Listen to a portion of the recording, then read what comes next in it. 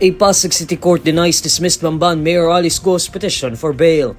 Prosecutor General Anthony Fadulyon confirms on Friday, December 20, that Pasig City Regional Trial Court Branch 167 dismissed Go's petition. Based on a copy of the decision obtained by INQUIRER.net, the court cites strong evidence against Go and several of her co-accused in the qualified human trafficking charges they are facing. However, the court grants two of the co-accused's petitions, namely Jameline Santos Cruz and Maybelline Requiro Milio, as the evidence against them was described as not strong. The court says it would no longer fix the amount of bail for the two to post. Due to the court denying Go's petition, she will remain detained at the Pasig City Jail female dormitory. Apart from qualified human trafficking, Go is currently facing charges of graft, money laundering, and tax evasion. She is also facing material misrepresentation complaints after the Commission on Elections learned that her fingerprints in her voting records match with the National Bureau of Investigation's fingerprint record of a Chinese woman named Go Huaping. Only Filipino citizens are allowed to run for public office. President Bongbong Marcos is granting the release of a year-end gratuity pay for contract of service and job order workers in the government. Based on Administrative Order No. 28, contract of service and job order workers who rendered at least 4 months of actual satisfactory performance of service as of December 15 and whose contracts are still effective as of the same date may be granted a one-time gratuity pay of not more than 7,000 pesos each for fiscal year 2024. Meanwhile, those who have rendered less than 4 months of service may be granted the one-time gratuity pay on a prorated basis, receiving up to 6,000 pesos depending on the number of months of service. Based on the order, actual service refers to services rendered on site. However, services rendered under any alternative work arrangement may also be considered and subject to the agency head's discretion and the availability of funds. The order covers contract of service and job order workers in national government agencies, state universities and colleges, government-owned or controlled corporations, and local water districts. According to the order, the year-end gratuity pay is a recognition of the hard work of contract of service and job order workers in the government. Last year, contract of service and job order workers received a one-time gratuity pay of not more than 5,000 pesos each.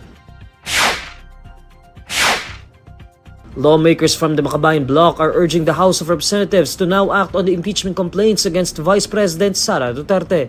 In a joint statement on Friday, December 20, ACT Teachers Party List Representative Franz Castro, Gabriela Party List Representative Arlene Brosas, and Kabataan Party List Representative Raul Manuel say the third impeachment complaint against Duterte bolsters the call for accountability, particularly regarding issues with confidential fund expenditures. Castro says Duterte's alleged misuse of public funds should not be overlooked.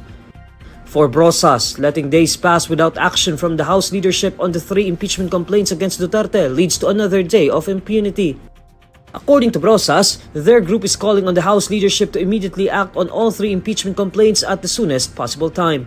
On December 2, 16 representatives of civil society organizations went to the office of House Secretary General Reginald Velasco to file the first impeachment complaint against Duterte. The petitioners were accompanied by former Senator Laila de Lima, while Akbayan Party List Representative Percival Sendanya endorsed the complaint. According to de Lima, the complaint mentions claims that Duterte was responsible for confidential fund misuse, the Vice President's threats against ranking government officials, and her supposed involvement in extrajudicial killings when she was Davao City Mayor. Progressive groups led by Bagong Alyansang Makabayan filed another impeachment complaint against Duterte on December 4, with betrayal of public trust used as an article of impeachment. The groups accused Duterte of committing what they described as the highest form of treachery through betrayal of public trust by misusing and abusing confidential funds amounting to 612.5 million pesos. The third petition filed by religious leaders was submitted to Velasco's office on Thursday, December 19. The third complaint accuses Duterte of culpable violation of the Constitution, bribery, graft and corruption, and betrayal of public trust. All toll fees in San Miguel Corporation's expressways will be free of charge on Christmas and New Year's Eve. In a statement on Friday, December 20, the conglomerate says waiving the toll fees at its expressways would make holiday travel smoother for motorists. SMC's expressways include the Skyway System, Ninoy Aquino International Airport Expressway, South Luzon Expressway, Star Tollway, and Tarlac Pangasinan La Union Expressway. According to SMC, toll fees will be waived from 10 p.m. on December 24 to 6 a.m. on December 25, and again from 10 p.m. on December 31 to 6 a.m. on January 1, 2025. SMC Chairman Ramon Ang says SMC has also already laid out operational initiatives ensuring the safety of motorists along its tollways. Patrollers and security personnel are set to be deployed in critical areas. Emergency response personnel will also be placed on alert starting December 20, with traffic monitoring centers at each of the expressways staffed around the clock to keep watch over the flow of vehicle traffic. Roadworks affecting traffic flow will also be suspended from December 20 until January 3, 2025. SMC then appeals to motorists to be patient when faced with heavy traffic around Metro Manila, advising them to plan their trips ahead. It also reminds motorists to ensure they have enough load in their auto-sweep RFID accounts to prevent delays of exits.